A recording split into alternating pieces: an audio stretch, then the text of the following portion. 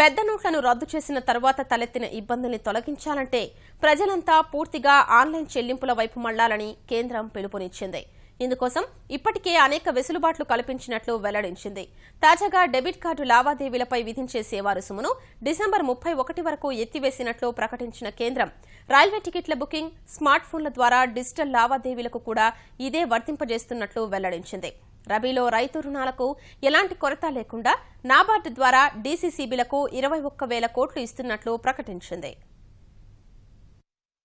పెద్ద నోట్ల రద్దుతో రైతులు ఇబ్బందులు పడకుండా కేంద్రం మరిన్ని చర్యలు తీసుకుంది. రబీ సీజన్లో పంటల సాగు చేసేందుకు రైతులకు డబ్బు అందుబాటులో ఉండేలా జిల్లా కేంద్ర సహకార బ్యాంకులకు నాబార్డు 21,000 కోట్ల రూపాయల్ని మంజూరు చేసినట్లు ఆర్థిక శాఖ కార్యదర్శి శక్తికాంత దాస్ ప్రకటించారు. బ్యాంకులు సజావుగా పంట రుణాలు మంజూరు చేసేలా నాబార్డు నుంచి నగదు సరఫరా జరుగుతుందని, అవసరమైన డబ్బును అందుబాటులో ఉంచాలని కూడా డీసీసీబీలను కేంద్రం, ఆర్బీఐ, నాబార్డు కోరినట్లు తెలిపారు. పెద్ద నోట్లు రద్దయిన వేళ రైతులు విత్తనాలు, ఎరువులు కొనుగోలు చేసేందుకు నాబార్డిచ్చే 21,000 కోట్లు దోహదపడతాయని విశ్వాసం వ్యక్తం చేశారు. ఇదే సమయంలో నగదు రహిత లావాదేవీల్ని ప్రోత్సహించడమే లక్ష్యంగా డెబిట్ కార్డులతో జరిపే లావాదేవీలకు ఈ ఏడాది చివరి వరకు ఎలాంటి సేవా రుసుము ఉండదని శక్తికాంత దాస్ ప్రకటించారు. అన్ని ప్రభుత్వ రంగ బ్యాంకులతో పాటు కొన్ని ప్రైవేట్ బ్యాంకులు, సర్వీస్ ప్రొవైడర్లు ఇందుకు అంగీకరించాయని ఆయన తెలిపారు.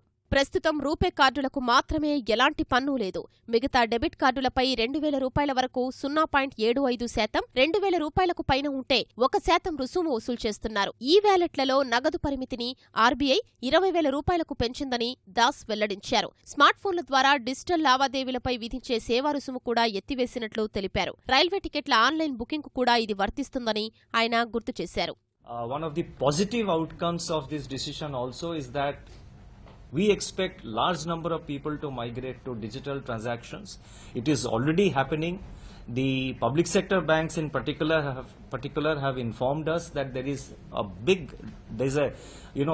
great surge in demands for various kinds of prepaid cards, debit cards and impressed cards and various for uses of digital means and modes of payment.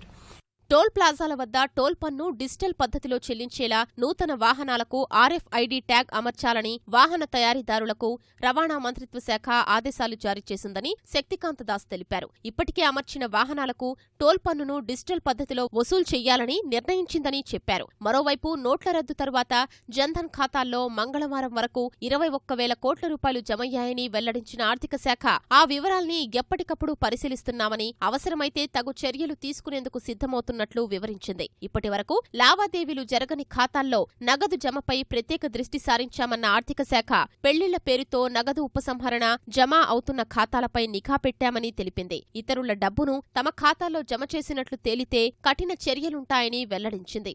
November 8 తర్వాత జరిగిన పెళ్లిళ్లపై ఆరా తీస్తున్నామని తెలిపింది.